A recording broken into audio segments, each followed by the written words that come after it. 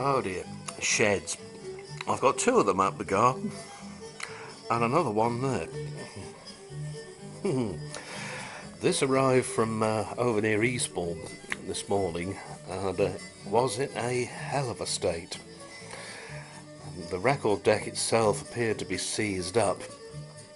The problem was that the ball race at the bottom of the turntable just wasn't there.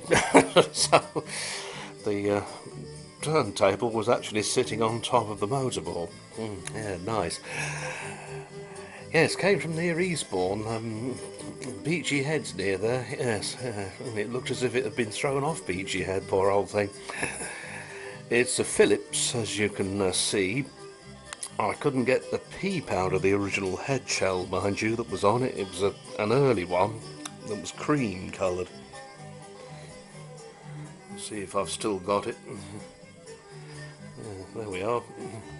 But it has the same spline connector on the back that the later ones do. So from the late 60s and 70s. This particular one was made in 66. So says so inside somewhere, if I remember rightly. But it's going to need a heck of a lot of cleaning up, isn't it? Poor old thing.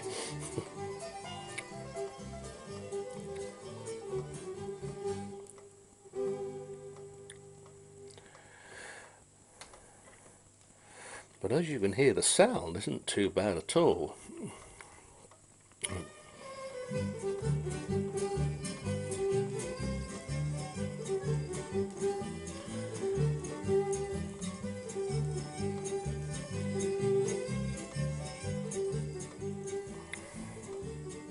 I'm not using it with its proper speakers at the moment. The speakers are made of wood and form the lid when they're joined together, and the whole thing then be carried with the carrying handle there. But oh dear, yeah, the speakers, they were all in bits, so they've had to be glued back together again. Yeah, nice. The other one's out here in the alleyway, and a slightly redneck thing going on here. The only thing I could think of to hold it all together while it glues was to dump this length of rail, which usually lives on top of the freezer, to keep the lid down. Not because there's too much in there, but because the lid mechanism, well, like its owner, it's a bit knackered. So that sits on top, and all is well. Ah dear, oh dear. Yeah, the thermostat failed in this some years ago, so it's now on a time switch. So it spends some time on and some time off. Took a bit of practice to get it exactly right, but it is now. God, I don't know. Yeah, another thing we've had to sort out recently is this thing, the ancient toilet here, the Claremont no less, and the pan called the Doon, presumably because it goes Doon the pan. But this needed another washer. It was hissing all night long. And it's bad enough with the ghost sometimes, keeping me awake, or the back pain without that. But now it's shut up completely.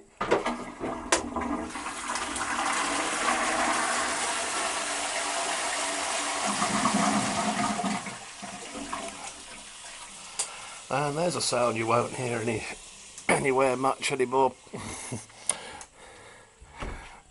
The high-level metal toilet.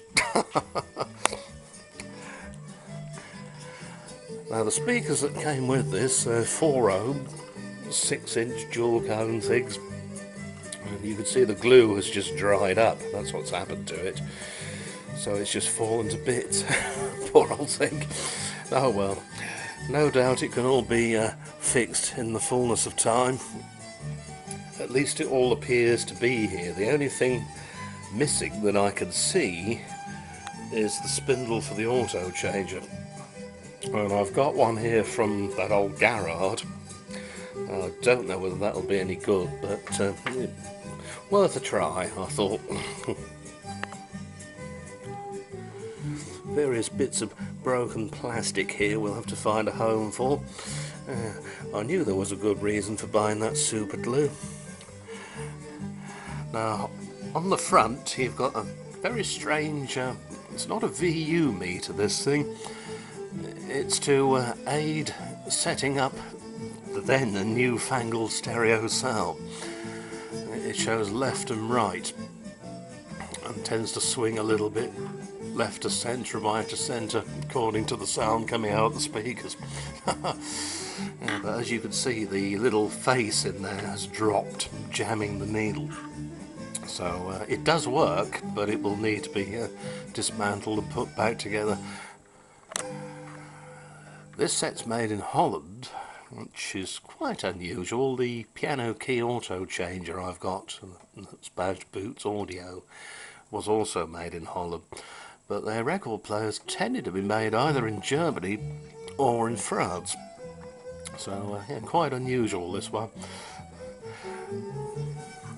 You've got a button there for scratch, eliminate those scratchy sort of nasty sounds on a warm record.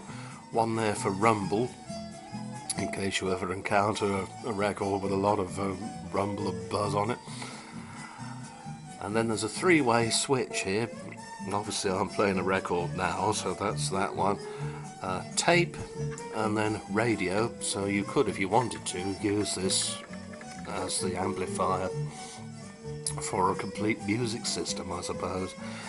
And then you've got volume, bass, treble and balance.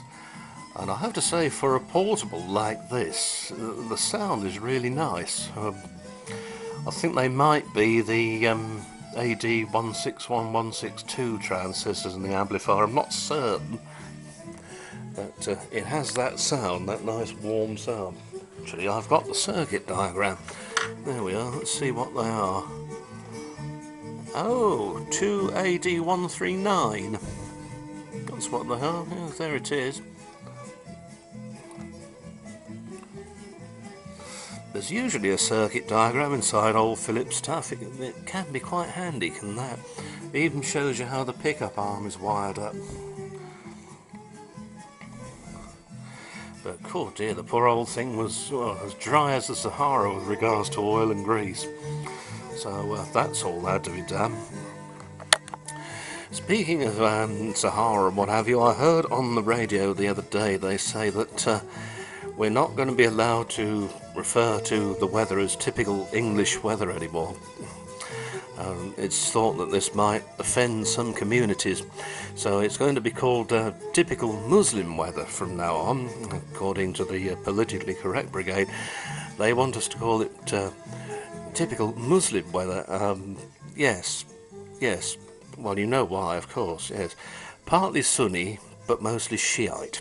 On that silly note, I shall away. See you soon.